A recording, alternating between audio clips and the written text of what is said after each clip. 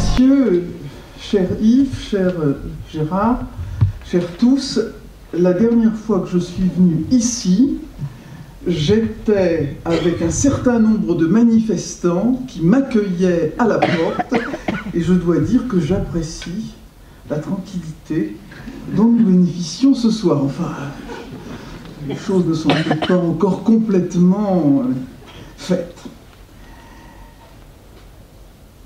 La dernière étude d'opinion du Cevipof parue dans le journal du dimanche de dimanche dernier m'a fait mesurer la chance qui m'est offerte de m'exprimer aujourd'hui devant vous, puisque les hôpitaux arrivent en tête des institutions qui recueillent la confiance des Français avec 82% de taux de confiance. Cette étude me fait aussi mesurer la prudence et l'humilité qui doit être la mienne, puisque les hommes politiques arrivent en queue de peloton, juste devant les médias, qui bénéficient, si j'ose dire, tous les deux d'une défiance massive. En quittant la politique en 2012 pour devenir journaliste, je me demande si je n'ai pas échangé mon cheval borgne pour un boiteux.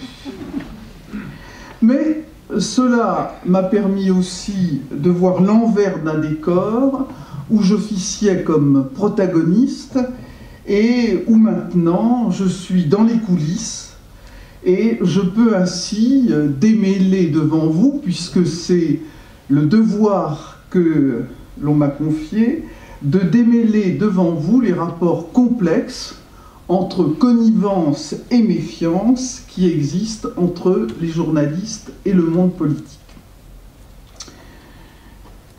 J'ai eu la chance de regarder ce cirque politico-médiatique avec une certaine ironie. En effet, mon père, résistant, s'était vu confier à la Libération par le général de Gaulle la rédaction en chef d'un titre de la presse quotidienne régionale dont on avait liquidé l'équipe qui avait, hélas, trempé dans la collaboration. Devenu donc lui-même journaliste, puis parlementaire, tout en restant docteur en chirurgie dentaire, il portait sur les journalistes un regard extrêmement lucide. Ce qui m'a valu de sa part la déclaration suivante quand j'ai décidé de faire de la politique. Je le revois comme si c'était hier, me dire « Tu as pris ta décision, tu vas donc avoir affaire aux journalistes. Il y a 3 choses que tu ne dois jamais oublier. Première chose, un journaliste n'est jamais ton ami. Tu penseras qu'il l'est, chaque fois qu'il pourra te trahir, il le fera. Deuxième principe à ne jamais oublier. On n'a jamais raison contre un journaliste. On mentira sur toi. On t'injuriera. Ne te donne pas la peine de répondre. La rectification qu'on te fera passer sera pire que le mal qu'on t'aura fait. Troisième aphorisme, qui te sauvera des 2 premiers. Il n'y a pas plus paresseux qu'un journaliste. Chaque fois que tu lui auras mâché le travail, il préférera le travail que tu lui as mâché à celui qui l'aura fait lui-même. Tous les jours, dans mes 30 ans de carrière politique, j'ai vérifié les 3 aphorismes de mon père. Il dressait ainsi un tableau saisissant des liens de connivence et de méfiance, d'amour et de haine, qui sont le lot des relations entre journalistes et politiques. Alors, dans le champ de la réflexion sur ces thèmes, un certain nombre de philosophes et d'historiens font autorité, même, et peut-être surtout si leurs travaux ont été source de polémiques. Je ne veux pas, devant vous, me livrer à un tableau exhaustif accablant, mais je conseille à tous ceux qui voudront approfondir la réflexion de façon académique, je conseille 3 sources, évidemment et inévitablement les 2 leçons de Pierre Bourdieu devant le Collège de France sur la télévision et l'emprise du journalisme, qui sont évidemment des ouvrages de référence, et qu'on a même en vrai, c'est-à-dire les conférences, vous allez les trouver sur Internet.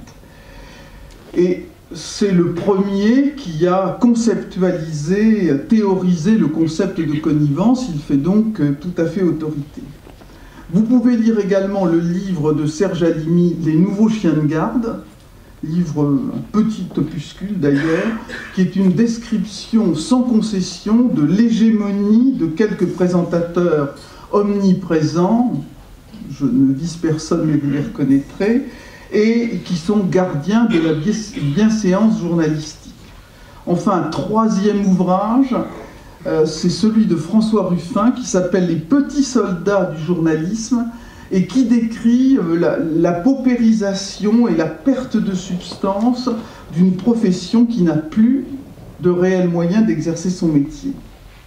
Donc, vous allez trouver bien d'autres ouvrages parce que la recherche académique sur ce sujet est importante, elle est de qualité, mais je ne veux pas, devant vous, tomber dans le jargon de la cuistrerie, et je préférerais donc émailler mon propos de toutes sortes d'anecdotes prises sur le vif, en vous proposant de dresser le tableau de la révolution qui secoue les médias, puis de cerner les mécanismes de la connivence, enfin d'interroger l'ambiance de méfiance généralisée qui est la règle maintenant entre le monde des médias et le monde de la politique.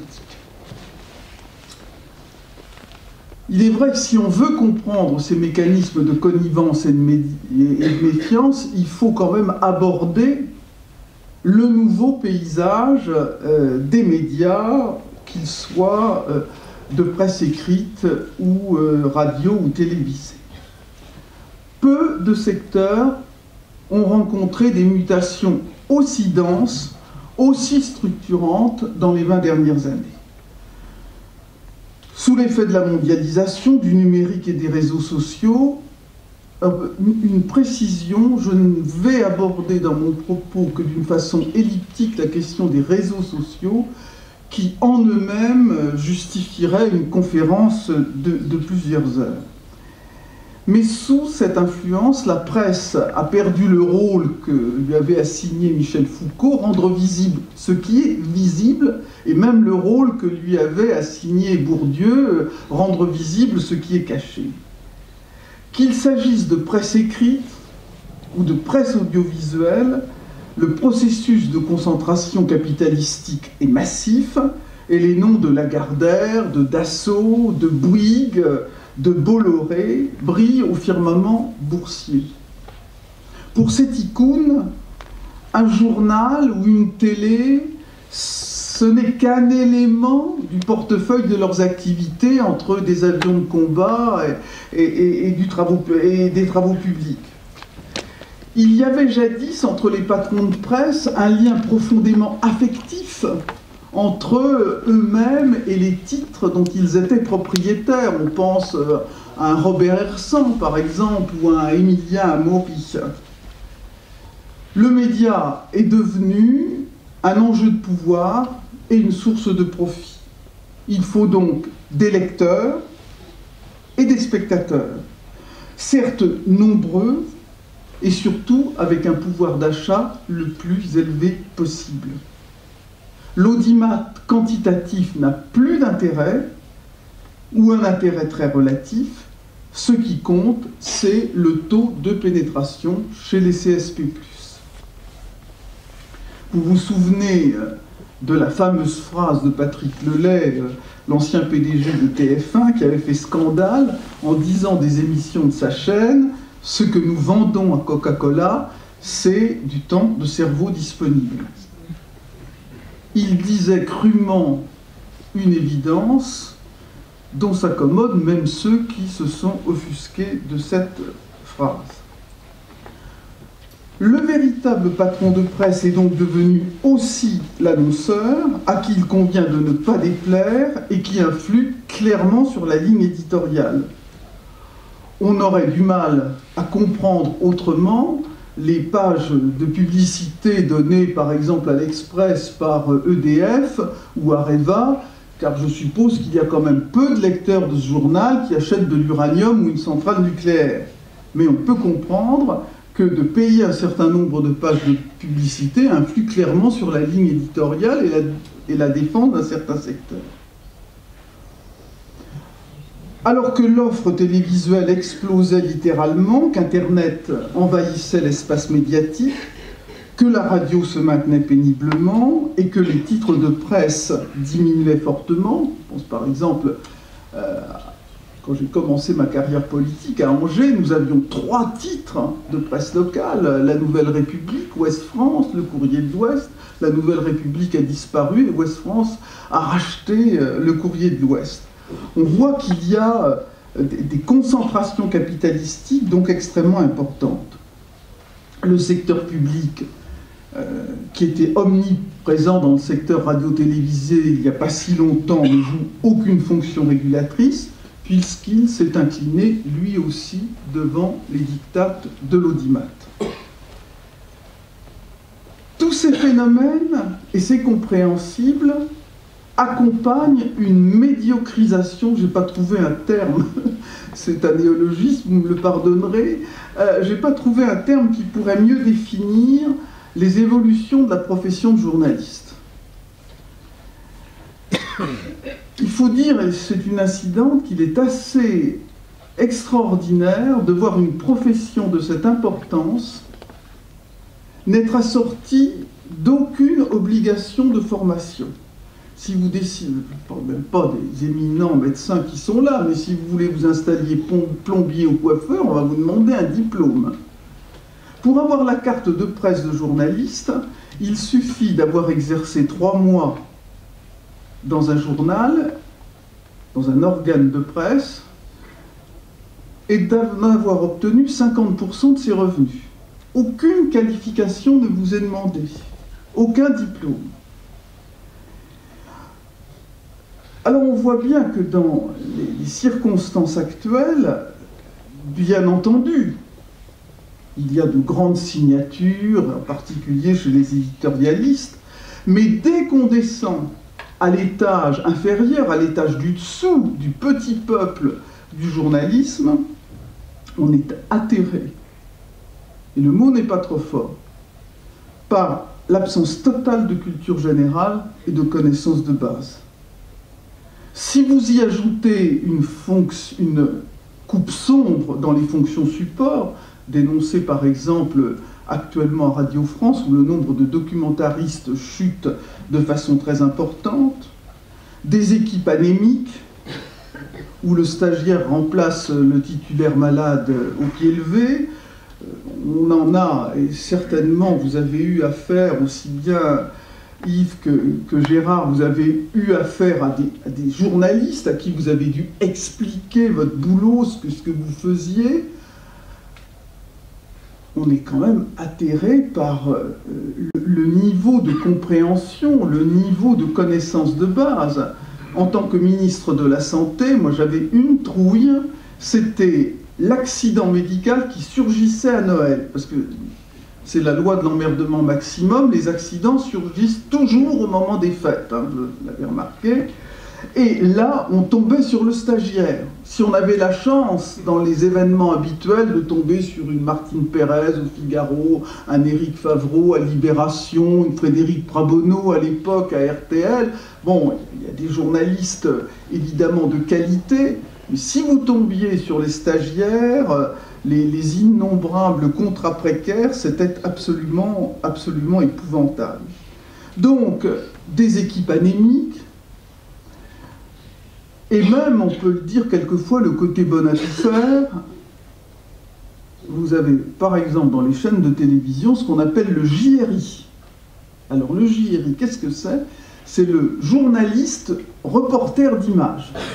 C'est-à-dire le gars, il part tout seul, chargé avec son matos, il vous interviewe la caméra à l'épaule, il vous a auparavant placé le micro, passé un coup de poudre sur le nez, et hop, il est là et il vous interroge, il vous interviewe. Vous imaginez dans un tel contexte, c'est pas facile. Et en regardant des photos, en classant des photos, il y a quelques semaines, je suis tombé sur un reportage, photo qui avait été prise lors d'un reportage fait en 1995 dans mon bureau, lors des élections municipales d'Angers, par une équipe de FR3 Pays de la Loire. Les types étaient venus à 11, avec 2 camions, plusieurs voitures, un matériel pas possible. En 2012, je quitte la politique, ils viennent. Attention, on était dans le service public, ils étaient quand même 2 pour le même reportage. Si c'était BFM TV qui était venu, le type aurait été tout seul. Donc la concentration capitalistique, la multiplication, la diversification des émetteurs, l'omniprésence du média télévisé, la mondialisation des programmes, la qualification douteuse et déficiente de nombre de journalistes, j'y mets des guillemets, la concurrence des acteurs numériques. Voilà donc la jungle dans laquelle les politiques se meuvent, hier chasseurs, aujourd'hui gibier. Cette révolution s'est accompagnée pour eux de 2 transformations majeures, la raréfaction des grandes émissions purement politiques et le surgissement du concept de l'infotainment, programme qui mélange politique et divertissement, dont nous avons eu un exemple éclairant samedi dernier chez Laurent Ruquier avec la prestation télévisée de notre Premier ministre. Pendant 1h30 quand même. D'autre part, l'arrivée en force des chaînes d'infos en continu, BFM TV, iTélé, bientôt rejoint en clair par LCI sur la TNT, et la chaîne d'infos en continu de France Télévisions. Toutes les conditions sont donc réunies pour que s'établisse un lien pervers où chacun tente de pallier ses failles en instrumentalisant l'autre. La connivence va alors s'exprimer de plusieurs façons. Plutôt que le contenu, dans cette politique spectacle, il faut trouver des bons clients. Quand je suis arrivé à l'Assemblée nationale en 1988, et oui, un quart de siècle, je vous présente mes excuses, c'est Catherine Ney qui raconte cela, qui me l'a raconté bien après. Catherine Ney, journaliste parlementaire, me racontait que quand il y a un arrivage de parlementaires à l'Assemblée nationale, les quelques journalistes parlementaires qui sont là nous regardent comme mon grand-père devait regarder ses vaches sur le champ de foire de Moulins-en-Gilbert, et disent, tiens, celui-là, ce sera un bon. Il y en a 3 ou 4 qui surgissent. J'ai eu la chance d'être dans ces 3 ou 4 en 88, ce qui m'a valu de faire mon premier journal télévisé dès le lendemain. Alors, ces journalistes m'ont expliqué ce que devait être un bon client. D'abord, avoir un look appétissant. Je précise qu'évidemment, ce diagnostic avait été fait il y a 25 ans. Maintenant, je passerai sans doute plus l'examen. La capacité à s'exprimer devant les micros, ça va peut-être rester un peu. Être à l'aise dans des situations extrêmes, avoir de la répartie, le sens de la formule. Il doit être de plus, il ou elle doit être de plus, être le détenteur d'informations susceptibles d'être prises et donc de faire le buzz. Il faut faire le buzz. C'est Jean-Jacques Bourdin. Si vous voulez passer chez Jean-Jacques Bourdin, sa question c'est « Avez-vous une annonce ?» Le bon client ainsi répond 3 impératifs du nouveau paysage médiatique, être en mesure de faire le show, d'émettre un contenu qui diffuse hors du média princeps et de se véhiculer vers les réseaux sociaux. Cyril Hanouna, 3 millions de followers sur Twitter.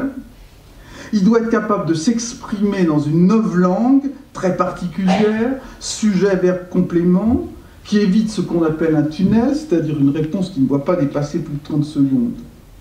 Ceux ou celles qui ne satisfont pas à ces critères disparaîtront du paysage des médias ou ne seront invités que pour être tournés en ridicule ou brocardés par les humoristes traités en égaux par rapport aux chroniqueurs. On en a l'exemple avec Michel Rocard.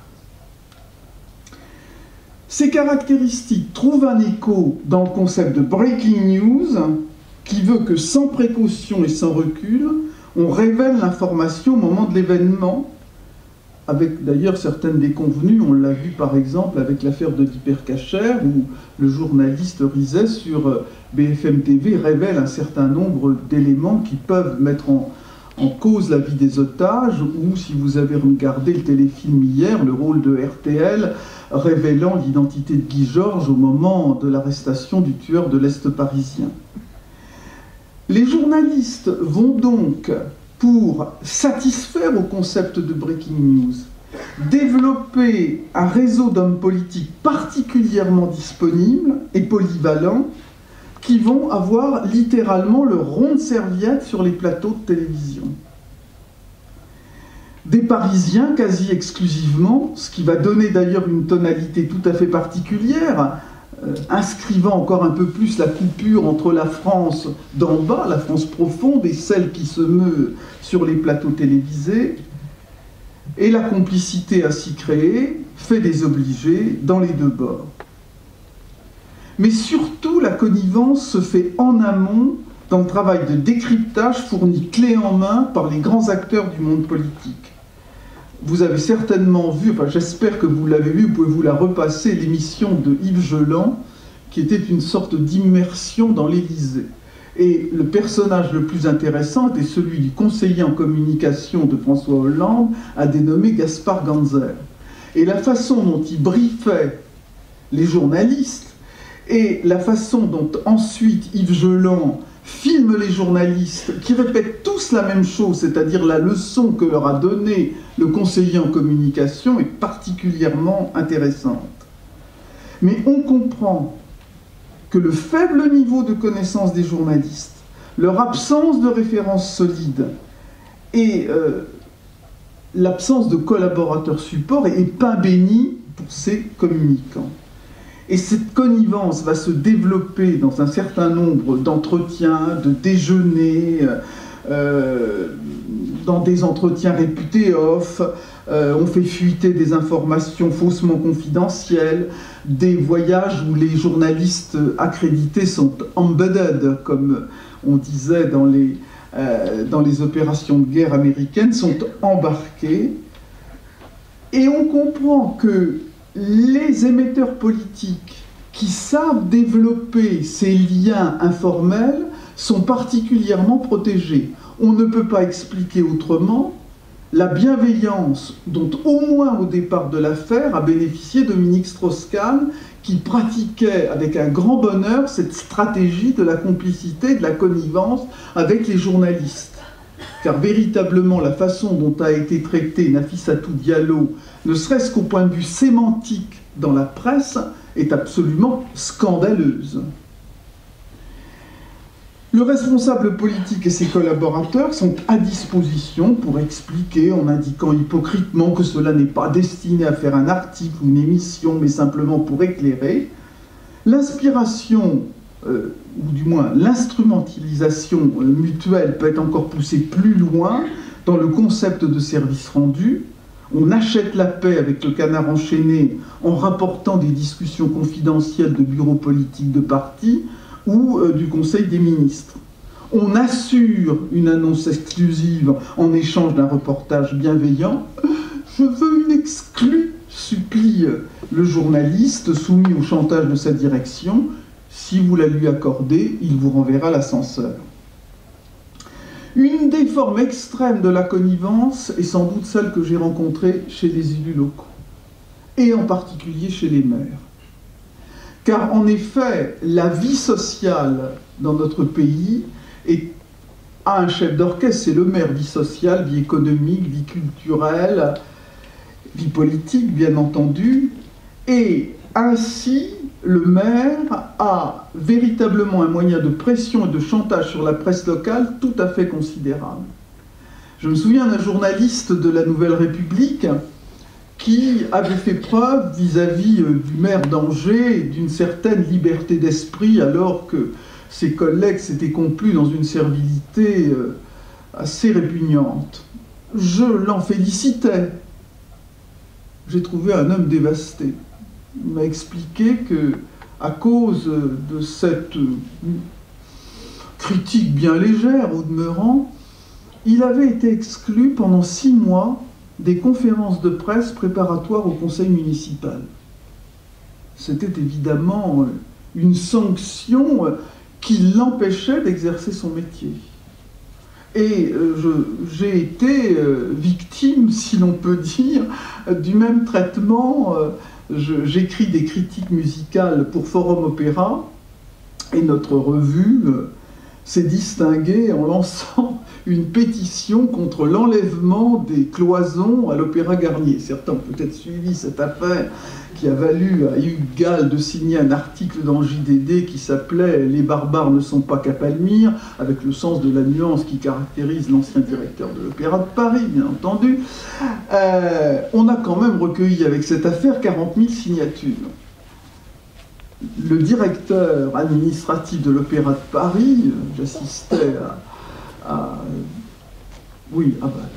évidemment à la fameuse damnation de Faust, et m'a fait savoir qu'il pensait à retirer l'accréditation de Forum Opéra parce que nous avions des plumes. On voit bien que si un journal d'opéra n'est plus accrédité à l'Opéra de Paris, vous imaginez les difficultés d'un journaliste, d'un chroniqueur, d'un éditorialiste comme moi pour faire son boulot. C'est ainsi que je n'ai pas pu interviewer Jonas Kaufmann comme j'en avais fait le projet et où j'avais recueilli l'accord de Kaufmann par punition pour cet écart. Je m'honore de n'avoir jamais fait une photo familiale dans plus de 30 ans de carrière politique. Mais vous savez qu'il faut se cramponner. Je me souviens, je suis attaqué par Ruquier, je me suis réconcilié depuis avec, je suis attaqué par Ruquier sur Europe 1 d'une façon absolument lâche, injurieuse, très abîmante pour l'image de la femme que je suis. Il me présente des excuses avec un énorme bouquet de fleurs, mais enfin ces excuses je les accepte pas, tout ça fait un scandale, quand même une page complète dans Le Monde, le gros titre du Figaro. Et je vois le conseiller en communication du Premier ministre, je venais d'avoir mon petit-fils Corentin, le conseiller en communication du Premier ministre qui me dit « Roselyne, devant, quand même ton image est abîmée, tu sais, je vais vendre au Figaro Madame un reportage avec toi et ton petit-fils. » Je me suis dit, non seulement ces salauds m'injurient, mais il va falloir que je jette dans la bouche du grand Moloch un bébé de 3 semaines. Non mais pour qui me prennent ces mecs, hein? C'est quand même absolument pas possible. Mais le chantage, il est exercé d'une façon encore beaucoup plus perverse. Un jour, Gala me demande un reportage chez moi. Je dis non.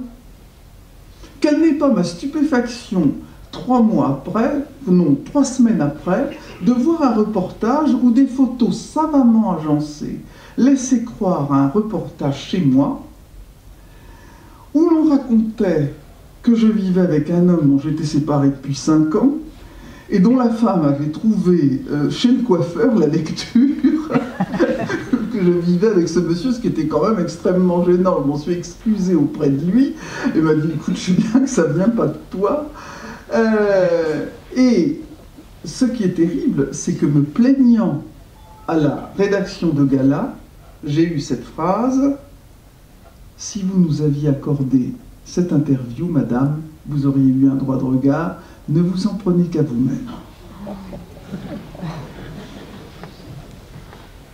Pour conclure ce chapitre de la connivence, elle peut aller jusqu'à la révérence, et je ne résiste pas au plaisir de vous raconter la conférence de rentrée de mon père. Le revoilà.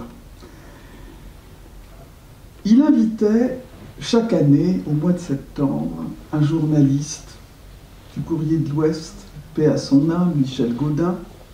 Ma mère était priée de faire à Michel Gaudin des nourritures roboratives. Ça commençait par une quiche Lorraine, ça continuait par un coq au vin, un diplomate abondamment nappé de crème anglaise, tout cela arrosé de bon Bourgogne. Car vous connaissez la différence entre le Bordeaux et le Bourgogne. Le Bordeaux, ça se pisse, et le Bourgogne, ça s'éjacule.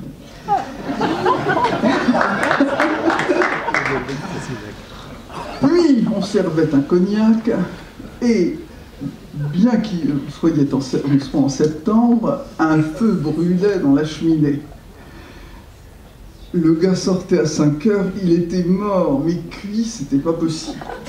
Et juste avant de partir, dans cette interview qui devait fixer les projets, les axes politiques de l'action de mon père, papa poussait sur la table un papier sur lequel il avait inscrit les questions et les réponses. Et il disait à Michel Gaudin, « Oh, je vous ai écrit quelques trucs là, oh, vous trouverez ne serait-ce qu'une phrase. » Le type sortait, il n'en pouvait plus. Évidemment, arrivé à son canard, il trouvait le papier dans sa poche, il se disait finalement, c'est pas trop mal. Et c'est comme ça que pendant 25 ans, mon père a rédigé l'interview de rentrée dont il était l'objet. On n'était plus dans la connivence, même pas dans la révérence, on était dans la soumission. Donc il y a de la connivence, mais il était évidemment compréhensible que se développe en même temps une véritable crise de confiance entre les politiques et les journalistes. Cette crise de confiance, elle est marquée d'abord par une mise en doute systématique de la parole politique, du parti pris systématique, là encore, de mettre en exergue les fautes ou les insuffisances. Vous en avez, les insuffisances, vous en avez un exemple éclairant lors des différentes catastrophes naturelles ou technologiques. Après la période d'émotion et de solidarité qui dure de moins en moins longtemps, vous avez immédiatement la période de mise en cause de la puissance publique. C'est de leur faute, ils n'ont pas fait ci, ils n'ont pas fait ça. Je me souviens toujours des inondations de la Somme où Jospin, à l'époque, avait été accusé d'avoir sciemment inondé la Somme pour protéger la région parisienne. Vous vous souvenez de cette accusation proprement grotesque. Certes, en réponse à la connivence qui existe, qui a existé, qui existera sans doute encore, il faut procéder à la technique du fact-checking, de la vérification, qui est une démarche salutaire, mais encore faut-il que ce processus soit instruit à charge et à décharge, ce qui est rarement le cas, et par des gens compétents, ce qui est encore moins rarement le cas. L'instrumentalisation de la vie privée présentée en conte de fées, ce qu'avait tenté de faire le conseiller en communication de Jean-Pierre Raffarin à Dominique Ambiel. Tiens, c'est le gars qu'on a retrouvé avec une pute mineure, vous vous souvenez? Bon, mais ça n'a rien à voir avec mon affaire. A trouvé son refaire inattendu dans le harcèlement lancé par la presse People et largement relayé par les médias généralistes. Souvenez-vous de l'affaire de la rue du Cirque, bien nommée et révélée par Closer. Et ce harcèlement concerne tous les secteurs de votre existence, conduit à l'intrusion dans votre cercle familial ou amical, à révéler des éléments douloureux de votre passé ou de votre famille qui, en toute rigueur, n'ont pas à surgir dans le débat public. Le but est de ridiculiser, se sont multipliées les techniques de micro-cachés, de photos où vous fermez les yeux et où on dit que vous dormez pendant un discours, la photo qui va montrer un brushing improbable, un col enfilé, ou un flicage amplifié par la technique des snaparazzi, vous savez, ces gens qui vous photographient avec leur appareil portable et qui vendent ainsi les photos aux journaux. Je me souviens, en sortant d'une réunion, de m'être arrêté au bon marché, mon collant était filé, pour m'acheter un collant, et le lendemain, dans le Parisien, sans doute quelqu'un qui était sur le trottoir avait avait pris une photo de la voiture, et le titre du Parisien, c'était « Roselyne Bachelot fait ses courses de Noël avec les voitures de la République ». Pour une révélation Cahuzac, combien de fausses dénonciations qui ont tourné court, détruisant des réputations et, plus grave, détruisant des existences et le pacte de confiance nécessaire entre les citoyens et leurs représentants. L'absence de précaution dans les mises en cause est systématique et les rectifications sans rapport avec le préjudice causé. Je me souviens d'un fou qui avait voulu se présenter contre mon père, il y a déjà un certain temps évidemment, un type qui s'appelait Zaloum. Il est mort lui aussi, donc peu importe. Et ce type était venu trouver Jacques Bachelot dans sa pharmacie d'Angers, le père de mon fils, et lui avait dit « Je veux me présenter contre votre beau-père, vous êtes un vrai gaulliste, lui évidemment c'est un chiracien, c'est un gaulliste à la mie de pain, donc je viens vous demander d'être mon suppléant. » Évidemment, Jacques Bachelot, même s'il ne pensait pas du bien de son beau-père, il n'avait pas envie de se présenter contre lui, certainement pas. Bon, le type cherche pendant tout le dimanche qui suivait, cherche un suppléant, il ne le trouve pas, et n'ayant pas trouvé ce suppléant, il dépose une plainte contre nous pour séquestration, disant qu'on l'avait empêché de se présenter à la députation. L'affaire tourne court sur le plan judiciaire, puisqu'il avait demandé à 2 personnes d'être son suppléant.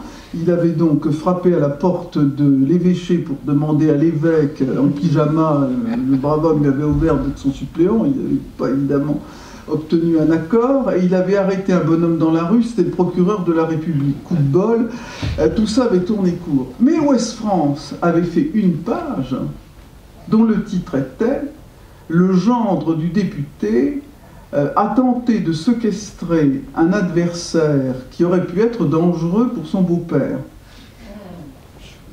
Première page de Ouest France. Une page entière relayant les propos d'un type fou. Il a d'ailleurs été interné par la suite. Quand l'affaire s'est dégonflée, il y avait, en 5e page, un truc. Mais ça faisait 3 lignes, et le titre c'était « Tempête dans une tasse de thé ». Avec ça, c'est drôlement facile de contredire et de survivre. Aucun pacte dans cette zone de méfiance, dans cette ambiance de méfiance. Aucun pacte ne peut donc être passé. De confidentialité, de bien entendu c'est off. Et la démarche, par exemple, de Franz-Olivier Gisbert est éclairante. Ses livres politiques sont écrits à partir de déclarations qu'il avait promis de garder secrètes, et il s'honore d'avoir rompu sa parole sur ce simple argument: puisque les hommes politiques sont des salauds, je n'ai pas à prendre de gants avec eux. C'est cette ambiance de méfiance qui est le corollaire de la connivence qui permet à ces 2 secteurs d'avancer. Mesdames, Messieurs, l'affaire est grave, comme on dit au début d'un procès.